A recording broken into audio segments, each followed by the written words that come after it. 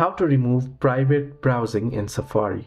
Well, hello everyone, welcome back into the channel. In this video today, let me go and show you the steps on how you can remove private browsing in Safari.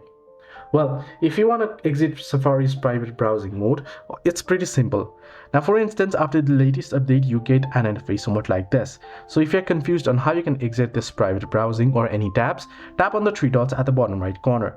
Then tap on all tabs feature. Now you can see my private tab. I'll cross this, and now what I want to do is I want to head into this another tabs. This is private. I want to switch to other tabs section here.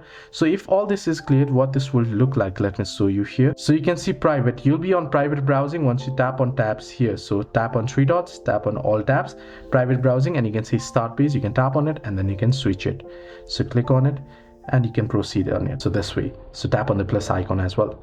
If you have the tab already started there, if you head over to private, you'll get the option here. Tap on start page and open up this page. Hope this video was helpful. Do like and subscribe as well.